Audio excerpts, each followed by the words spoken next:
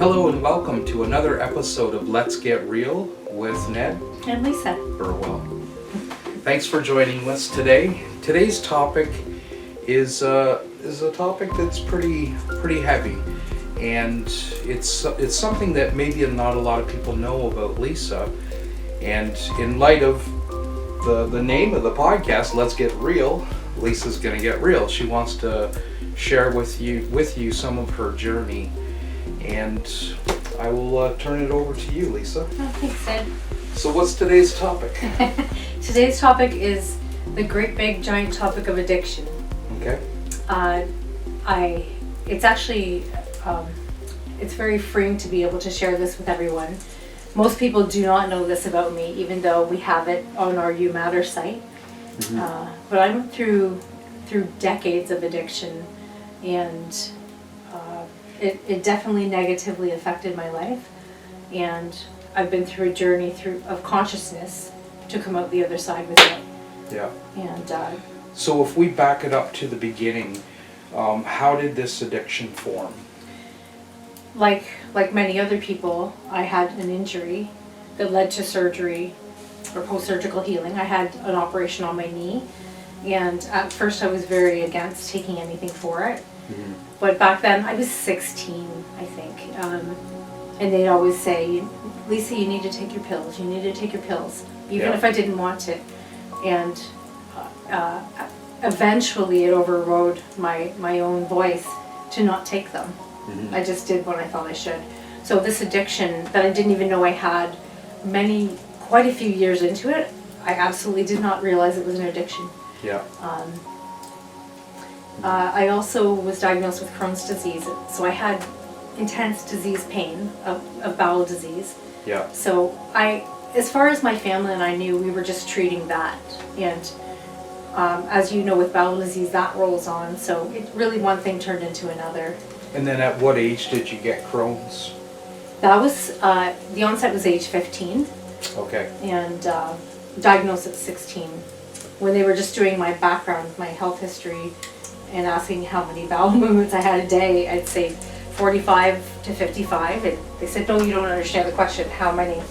And I tell them again, and all things that we just didn't know that there was other things going on. So. Yeah. And then so at that point, how many pills a day were you taking? At that point, I couldn't tell you. I guess whatever the pill bottle said. Okay. And it wasn't until the age of, I believe it was 17 or 18, I worked, do you remember Blandford Square Mall? Yep.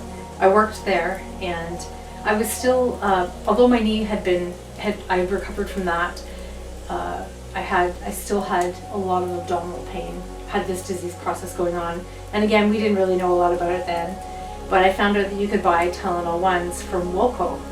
Okay. Yeah, I could just go and get my own, so I thought, well, that's better, because I can go to a lower dosage, or I can add more whenever I want, and I don't need a doctor to tell me anything. So that felt like a sense of freedom, which ultimately led me to feel trapped. And Okay. So then at age, how old were you? About 17 or 17. So that's when you started buying your own pills and self-medicating. Yeah. And then my tolerance got higher and higher.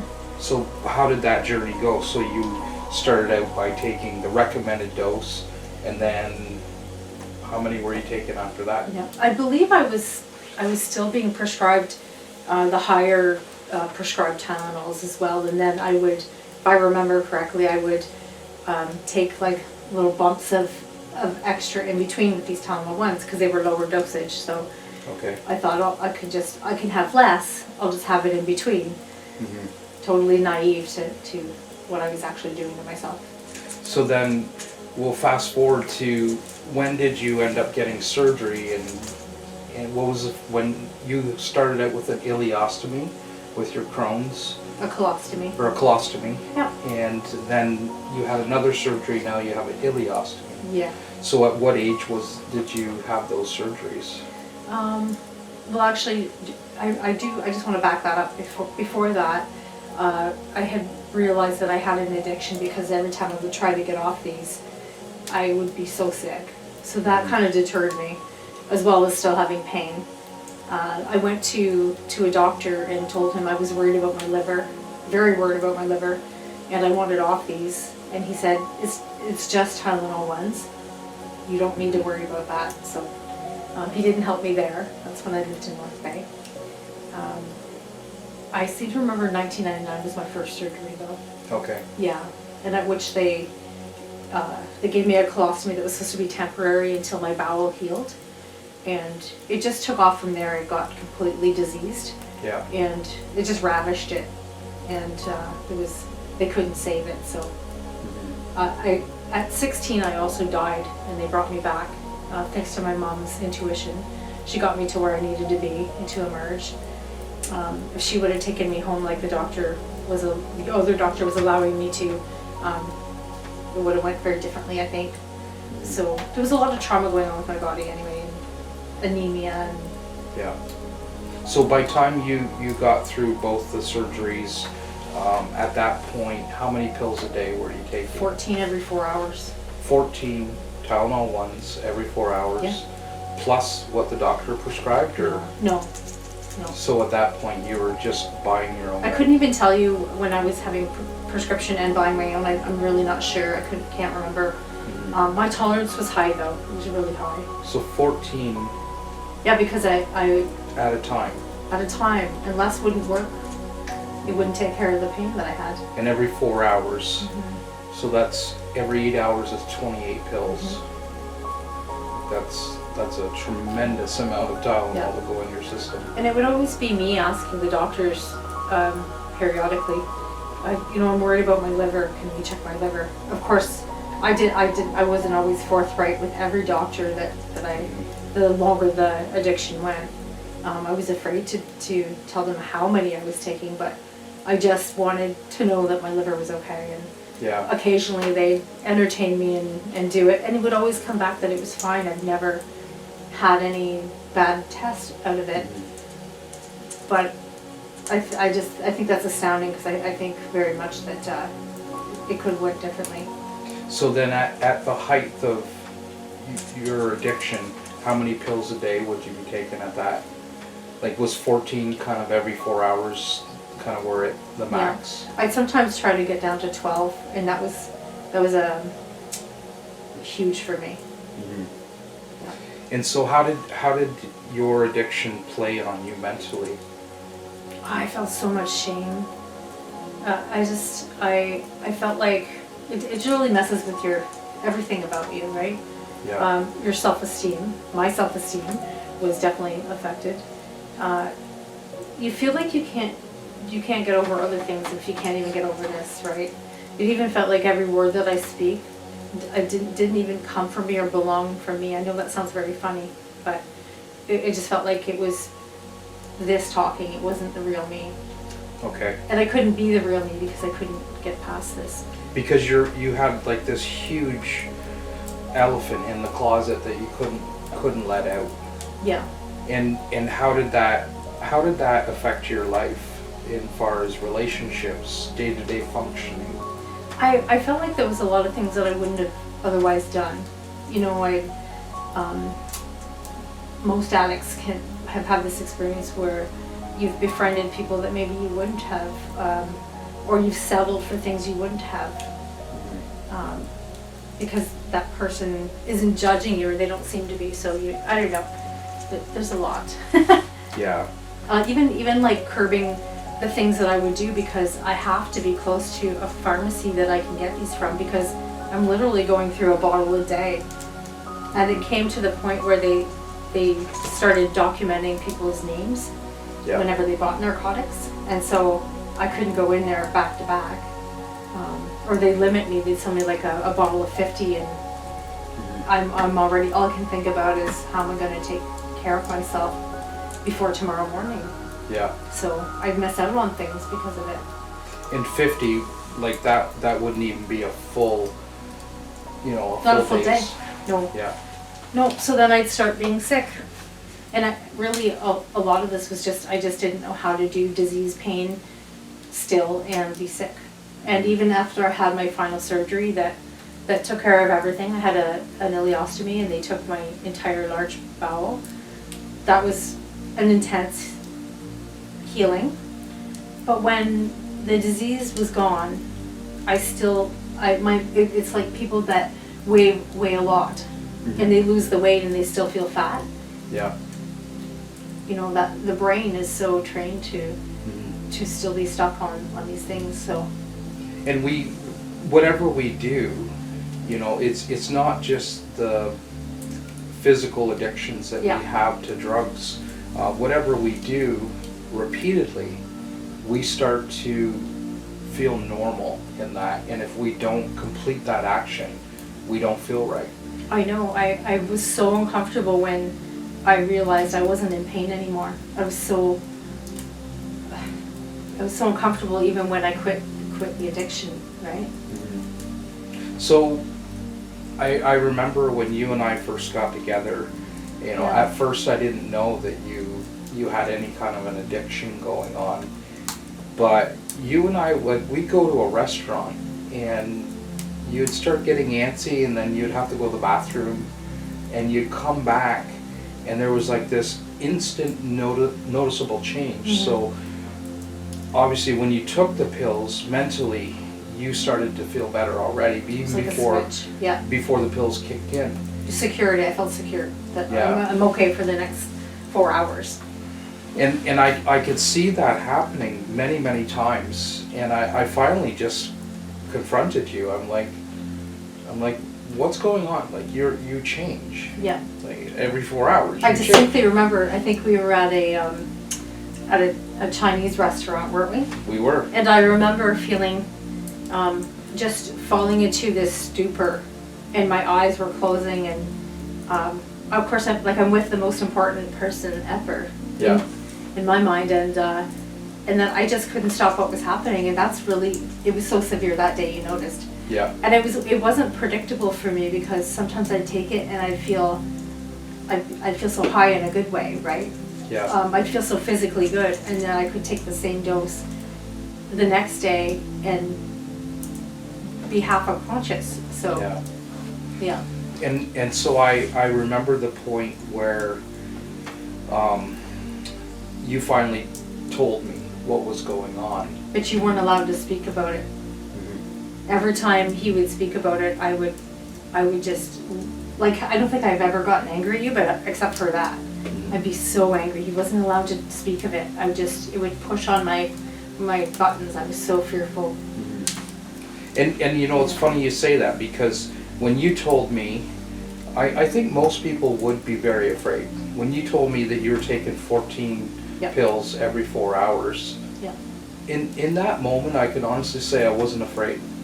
I had no fear in my body. I just said, okay, that's what we're doing. That's what you're doing. That did amazing things for me.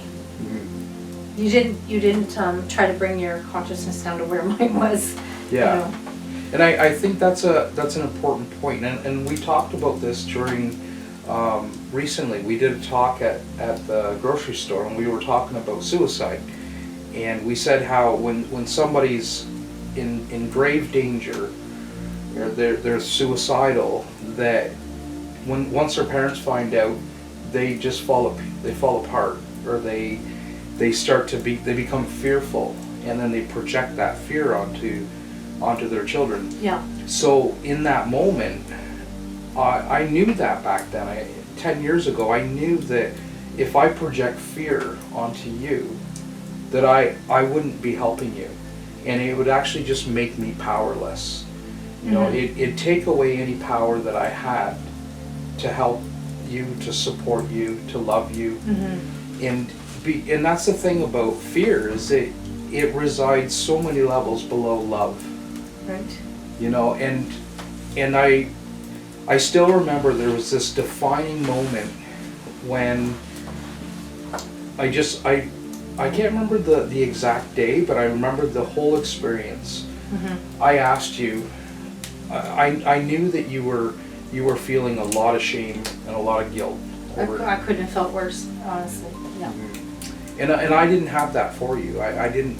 All I had was nothing but love, unconditional love for you.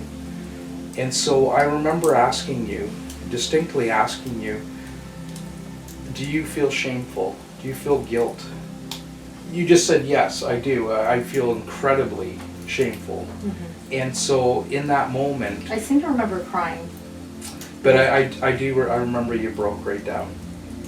And so I went and got a chart of emotions, and the chart was put together by David R. Hawkins. He's a world famous psychiatrist who went on to become a very enlightened guy. And so he calibrated all the different emotions. And shame and guilt, the problem with them is that they're at the very bottom of that list. You can't, emotionally, you can't go any lower than shame and guilt. So when I asked you that day, are you feeling a lot of shame and a lot of guilt? And you said yes, and you broke down. I knew that you were at the very lowest that a human could go in their emotions. And so I went and got this chart, and I showed you. If you're gonna take those pills and put them in your mouth, what I feel is most important is that you love them. Love yourself. Don't shame yourself. Don't guilt yourself. And it was such a pinnacle moment. I'll let you kind of take over from Well, here. thanks. I actually remember that happened.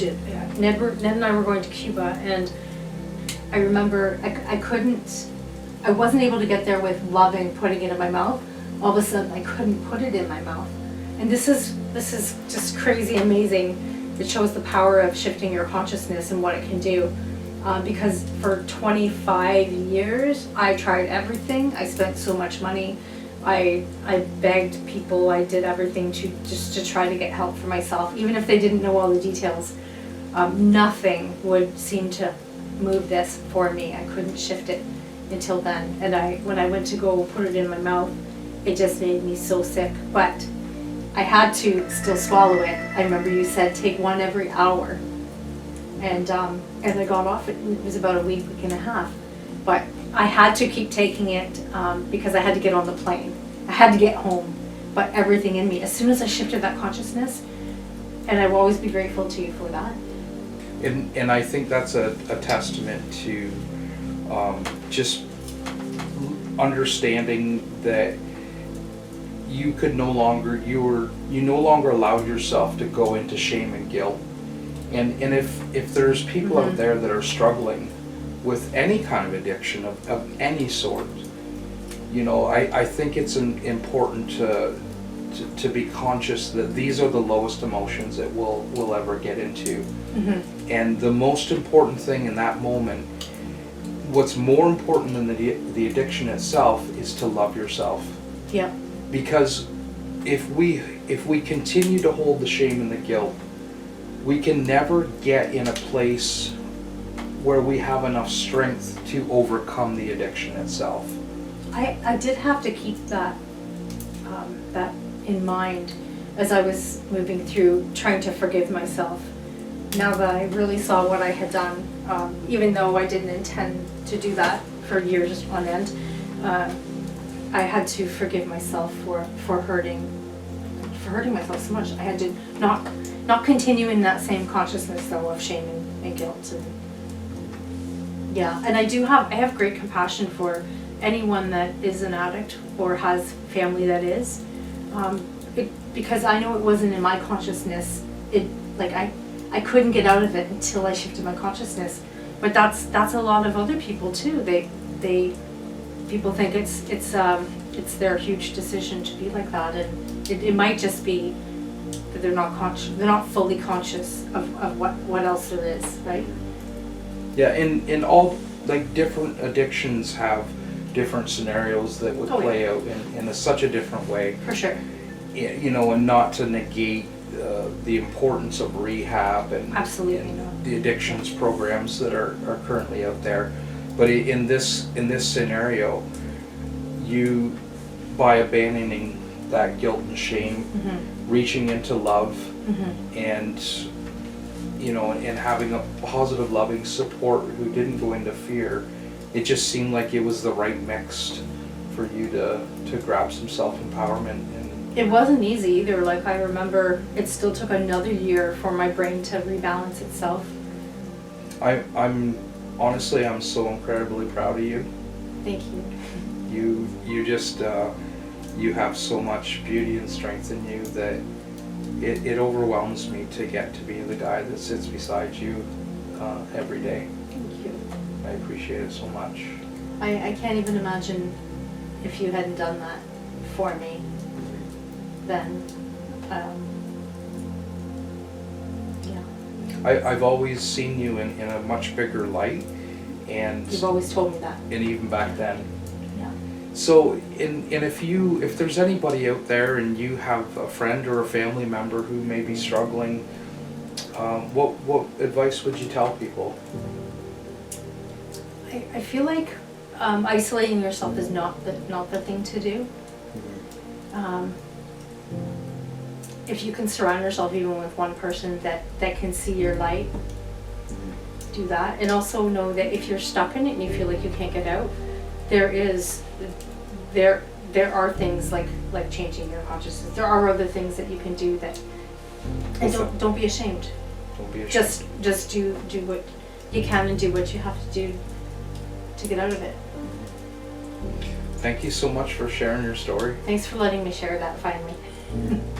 I'm wondering how many people will be surprised when they hear that you had such a long, like a 25-year addiction. I've heard that again and again. People say, "Oh my God, not you!